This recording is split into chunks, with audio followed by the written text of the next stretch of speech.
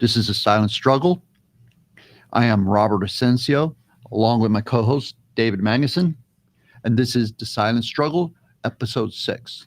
Today we have the pleasure of speaking with the mayor of the city of Sunny Isles, Larisa Svechin. Welcome, Mayor. How are you? Good. Good morning. Thank you. Under the circumstances, I want to say that I think of you as one of our silent heroes in this community, in our county. You are the mayor of the city of Sunny Isles, and you have a large population of Jewish community, as well as the Ukrainian residents, former residents. hmm Um, and you have been hit twice by what's going on in that region of the world. Yes. We want to talk about basically what has been the impact on your community as we've been working on this series to discuss and explore not just mental health, but the silent struggle that many in our community are going through and the resources that are available to them, as well as how is it manifesting itself. What do you think, David? Why don't we get into it? Let's do it. Mayor, we turn it over to you. So, that's a lot that you're asking. I will say that it's regrettably very similar to when the war broke out in Ukraine. You have the challenge of so many challenges, but mental health. But it's not just access to mental health. It's access to mental health in a way that works for our community, right? And I think we spoke about this before. If you're bringing counselors or professionals to children or the elderly or anyone, and they don't speak their language, um, then it's useless, really. But it's not just about a language barrier. It's also a cultural barrier, understanding the nuances and really understanding, how do you speak to people from that eastern part of the world, really, and the Middle East. And like you said, we have, we're double hit because we have many Ukrainian former Ukrainian citizens who are Jewish, who have family still in Ukraine, in Russia, and many have in Israel. I think that the majority of our residents have at least one relative and certainly a friend that lives in Israel. Mayor, what have you been seeing? What like how is the conditions of the war and the violence and everything back in their homelands affecting your community? I would think that it's weighing heavy on the members of the community. What are their Well, stories? What are they uh, sharing with you? absolutely, and you see on social media, for instance, the Miami-Dade schools put out some posts about mental health resources, but I don't even know how to access those. And just if I look at my own family, and I try very hard to be careful about what I say around my children. My youngest woke up this morning and said he had a horrible nightmare. He had a dream that Code Red really happened at school. Um, and I'm thinking, he doesn't even have a phone, so he's not even seeing any of this on social media, and it's still, coming through. And so this is a sort of thing, and both of you certainly know, given your backgrounds, it doesn't hit you until later, almost, because I think we're all still in the state of shock. Yeah, we were talking about this, David, and why don't you jump in here about the post-traumatic stress disorder and the onset that violence and exposure to just chaos brings. We talk about it from a law enforcement point of view, stepping away for it a minute. When Judge Leifman was here the other day, and basically, with what's going on, we see things that we should never see. Okay. Mm-hmm. And some deal with it better than others. We've had our first guest, who was a chief of Miami, talking very proactively about his need or his substance ability to work through these issues by proactively going to see a psychologist and taking the initiative. Most people sadly don't do that, or they don't know they need to do that. The World Health Organization back in 2006 stated the psychopathological damage sustained by by a victimized population should not be ignored. There was an issue there. That was back in 2006. They were working on some scientific studies following 9/11 here and the uptick of issues in the Middle East.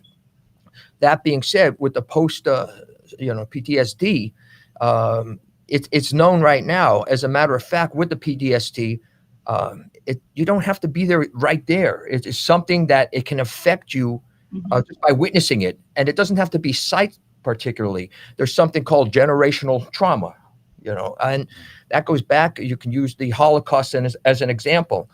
People today might not have been there at the time, but the trauma that was handed down, the stories that were told, affect them. Same thing would happen right now. You have people in this nation and their family, whether it be in Ukraine, whether it be in Israel, it's affecting the people that are here. Yeah. And it gets progressively worse. Is that what you call vicariously? Mary, you were talking about this, right? You were talking about the vicarious effect, right? Where somebody's here, a relative is here, and your family members or friends or people from your community are in the theater of war, and they're experiencing the effects, psychological, physical, emotional effects here locally. Is that what you're seeing up there? Oh, absolutely. And, it's not just vicariously. And to your point, David, which is a very good point, the generational trauma is not, it is understood that it actually passes on without even sharing the stories. And if you have people, and we do, that are Holocaust survivors, and then were able to flee, and then they now are having to listen to this, or those that fled the former Soviet Union and have been in Israel, because many moved to Israel first and then moved here. And then I think of that elderly man that when I was in Hungary helping those Ukrainian Jews immigrate to Israel, right? We were bringing them to someplace safe. And I thought to myself, looking at his birth date, he was born at the time of World War II. He was a little boy, so he would have definitely remembered it. And he's dealing with the trauma of that, compounded by the trauma of the persecution during Soviet times, the war in Ukraine. And now I'm thinking about him in Israel. All those things connect us. And I don't know what's happening to him right now, but I can certainly understand how I can feel it. And I think that we all collectively feel it, whether it happened to us personally or not. There's a lot of very complicated things that are happening at the same time. And yeah, that it will become apparent in the weeks and months to come. As a historian too, stepping aside from this a second, it's still going on with the Japanese American population on the West Coast, or where they have a predominance based on what took place in 1942 when they were put in internment camps. You were talking second generation Americans, Nisei, and so that is a very real fact for anybody that's been traumatized. Any group of people, you can take it down to the lowest level, a crime victim. It's just something that happens. This is on a much grander scale now. And no, the points you're making are spot on, Mayor. And how do you go about getting the people that are in crisis for what's going on? And this can get progressively worse moving forward. Hopefully not. But how do we get them the assistance that they need, or what can we look for to make sure or understand they're going through this sort of thing? It's not for one to say, well, people, why would they be feeling this? They're here. They're not over there. That understanding of that trauma, it transcends, and I think that's a very big point for people to truly understand. Yeah, and that goes for anyone that's encounters some level of war. Mary, going back to shortly after Russia invaded Ukraine this time around, which was the latest one, which was the largest invasion of a European country since World War II, right? January 24th, 2022, you joined us, and then shortly after, we were able to speak to a lady who had immigrated to the U.S. from Ukraine, where I believe her name is Olga, where her children were outside in the yard as the tanks were rolling and bombing. How are they doing? Well, the last time I spoke to them, they're doing great. The kids have grown. literally the older boy that was much short. He's like ahead of me, very tall. They speak English fluently as I thought they would, but emotionally, I don't know. I don't know, And when we talked about this before, um, this culture does not accept mental health as uh, as an illness or a sickness. If you go to see a mental health professional, you're considered crazy. And so they learn to cope, I'm sure, just like so many of us. But just I can't imagine, and I can't imagine how they're feeling right now. Understand, seeing that this is happening again. As a little kid, if that's your memory, it seems like there's always a war, and that is an unimaginable reality to have to grow up in. The triggers, right? The Absolutely. PTSD.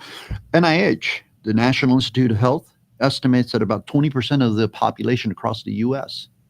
has some level of PTS or has an PTSD type episode. Doesn't mean that they're diagnosed. It just means that they have some type of episodes. Can you imagine somebody who comes from a war zone? And now we have the Jewish community as well, and those that are in the Gaza will be experiencing these types of severe impacted emotional wellness battles. So here we discuss the destigmatizing mental health. And what you just said is not just the example you just gave is not just relegated to the Ukrainian community. I think the Latinos we suffer from it quite a bit, where our culture is not that accepting of mental health, recognition of mental health. And that's what we want to share with our community is that there's help available. You don't have to struggle alone. You don't have to be alone. You're not struggling alone, that we can help you get through it. And statistics show that the majority of people who have PTSD can live productive lives if they learn how to deal with it. I think that's where you were going with Manny Morales, right? The chief. Correct. Also, the recovery rate, as we've learned, is far greater than it would be for something like cardiovascular issues, diabetic issues.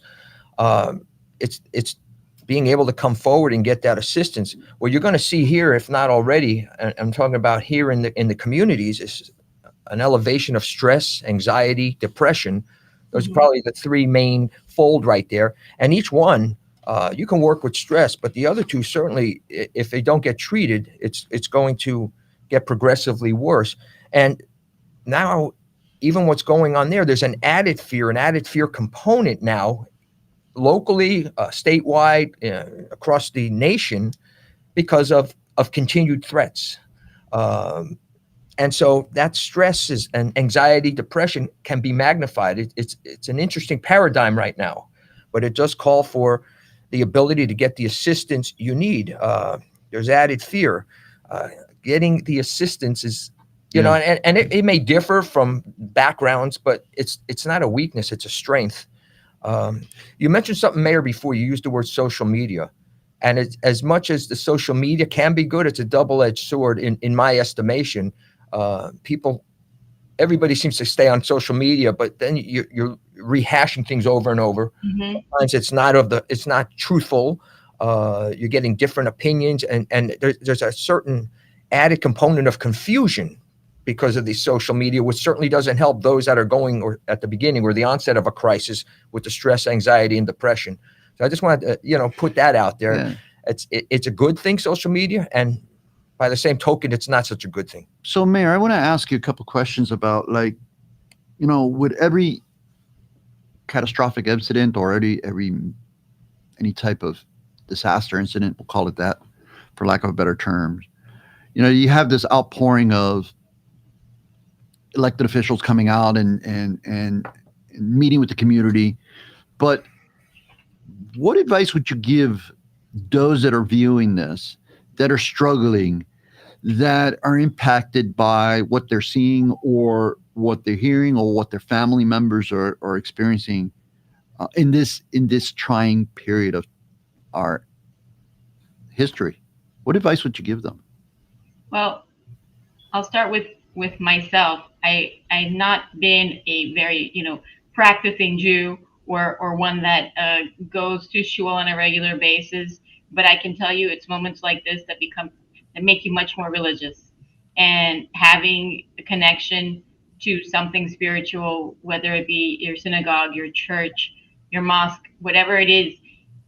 I think that helps a lot, because the rallies that I've gone to, the one that I thought was the most, I don't know if the word effective is correct, but the one that there was a real connection with the people that were there, where I felt like everyone felt as one, was where there was no politician speaking.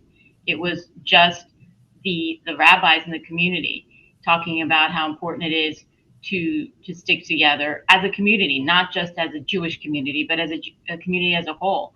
And so I'm sure that there's a lot of people that feel very isolated, who may feel that, well, if I'm not Jewish, I really shouldn't be complaining, or saying that I'm in some way suffering or stressed out about this. And I think that it's important for people to reach out to someone. And in the case of people that are Jewish, I would say a rabbi, because they have a lot of resources right now. And so does, so does the clergy in any religion. They do have resources. And especially since I know that the governor has now called for a state of emergency, there are now dollars freed up to help people in whatever it is that they need in response to this horror in Florida specifically. Yeah, this is a human crisis, right? A human tragedy crisis. We interviewed the director of the Miami-Dade response team, and the for those that need help, that don't have anywhere to go, that they don't feel that they feel they're dealing with stress or the anxiety or depression or PTSD, or otherwise not feeling right, they need help, should call 1-800-HELP-YOU. That's a mobile, was a mobile response team. Yep. They in Miami-Dade County, they will respond. They will speak with you. Can you repeat that for me? 1-800-HELP-YOU. Okay. We had the director with us, and she gave us quite an insight into their program. And I tell you, it's a unknown resource, invaluable resource to our community, and we want to extend that information. They value privacy too, Yes. which is extremely important. That touches upon what you alluded to earlier. So yeah, they come out, they assist, and we were very happy with what we were learning the other day. It's a phenomenal operation they have going. Yeah, I almost feel like we're speaking from the vantage point of people who have dealt with mental health, wellness, struggle to maintain our wellness throughout our careers, David and I, right? So we want to make sure that you know that the doors are open to talk. I love to share the experiences of the community, but we need a better understanding, I guess, of what your community, the people that make up your community, are feeling in order to be able to tell their stories. I think we often forget about that, and I'll never forget what you told me after the what spotlights dim, after we've had a few days or a few months of constant bombardment of information about this, and we get tired, that these stories tend to fade into the background, and we need to remember that we can't allow that to happen. Remember that? Yeah. And I was actually just thinking that yesterday, that history regrettably repeats itself, and I think that potentially this is a coping mechanism that we have, because you can't possibly be on this level of bombardment of this sort of information and continue to your everyday life. So at a certain point, I think that you reach a peak where you just can't take anymore, and then you just tune out.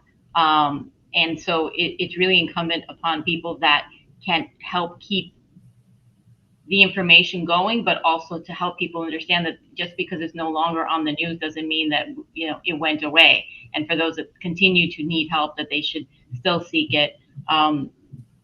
We as a city are being very careful in how we are presenting information, because we want people to donate to reputable nonprofits. Unfortunately, a lot of bad actors come out of sort of these sort of things and prey on tragedy, which is horrendous. It's like a double whammy. So yeah, our community is gonna not forget this, because we have so much. I'm on a chat, for instance, with my family in Israel, who are really throughout the entire country of Israel, and so I'm getting these up to date, texts of, oh, a bomb just went off here, a bomb just went off there, something that I would have never really even paid attention to in the past, despite the fact that these things have been happening in Israel forever.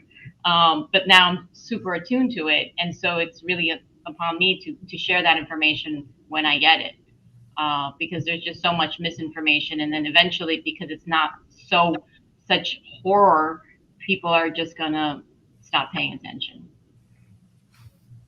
Do you have any organizations that you want to promote here that are reputable, right? Because we know that the scam artists, this is South Florida, they're plentiful, and they will seize no op they will not pass on seizing an opportunity to take advantage of people.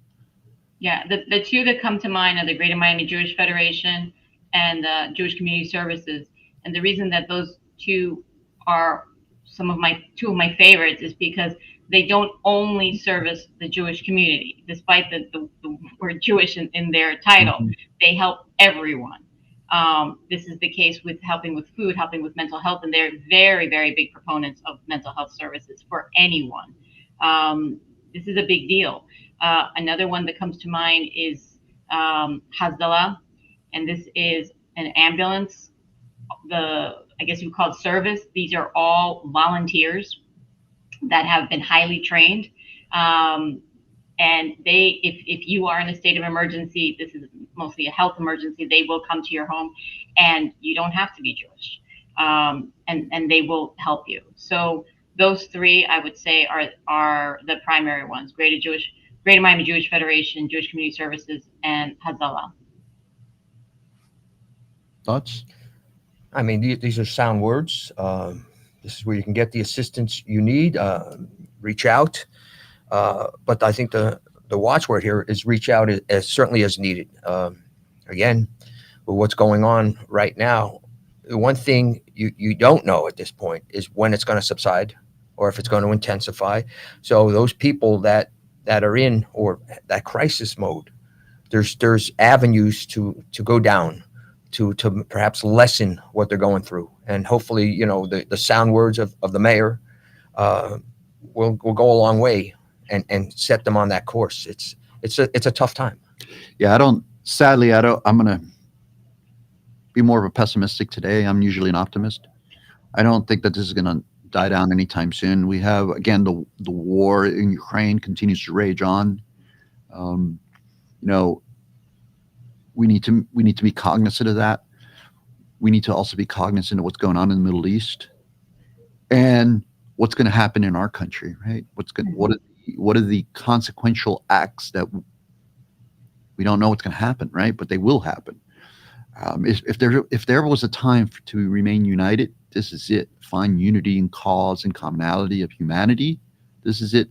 Mayor, we have about 5 minutes in this segment, because I think that what I like to do, since we're running the series, I like to discuss with you more, coordinate with you more on this topic of mental health and wellness moving forward, because you're an invaluable voice to our community. You're an invaluable aid to our community. But right now, while we have you here on the show, in the here and the now, give us some words of wisdom from your point of what's going on. What do we have to look forward to? And how can the community help you and your city moving forward? I think one of the biggest dangers that we have is fear. And I see it in my community. And fear creates, there's side effects of it. People do crazy things when they're scared. And one of the things that I noticed is people are either afraid to speak about this because they're afraid to say the wrong thing and ask the wrong questions. And there are Jewish people that are afraid to be recognized as Jewish. And so we're all kind of in this high, tense, stress level mode. I think that we need to talk to each other, and we need to be patient with each other, and accept the fact that sometimes people may ask questions or say things that you would normally find offensive or misunderstand. And patience and understanding that we all come from the same place. We may look a little different, we may pray a little different, we may speak different languages, but we are ultimately connected. And I see that in my community, February 22nd, and I see it, now October 7th. I think we probably have more languages in one, 2 square miles than anywhere else, and potentially than the entire United States.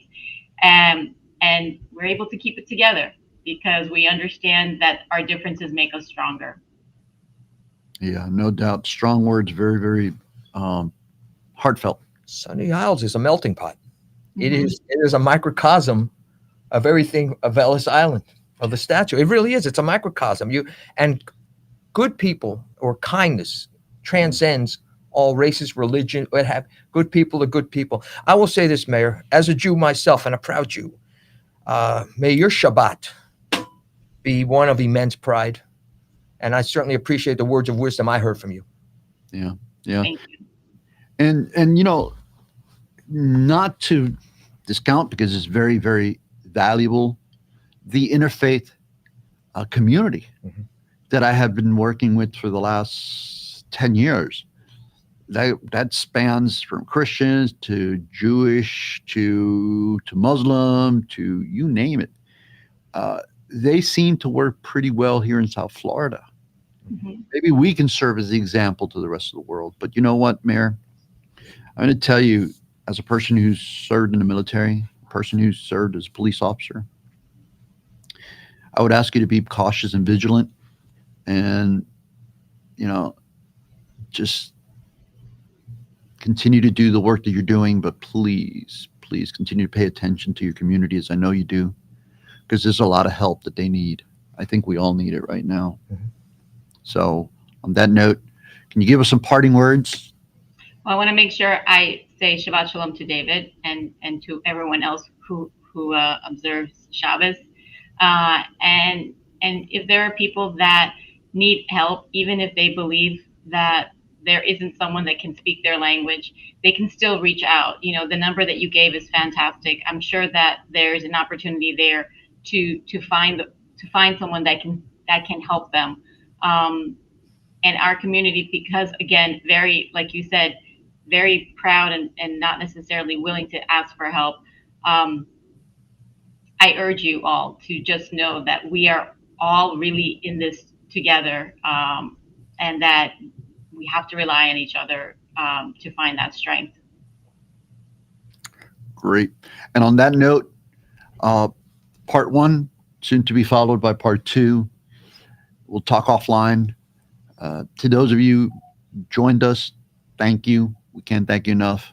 We've been speaking with the mayor of the city of Sunny Isles, Larisa Svechin. I got that right this time. She is one of the silent heroes in this county, has been dealing with catastrophic effects of war in her city for the last better part of a year now, 2 years. So our hearts and prayers go out to you. To the Millers, thank you so much. Andres Pena, our producer behind the scenes, thank you. Drop us a line. Let us know what you think. We'll see you in the next time.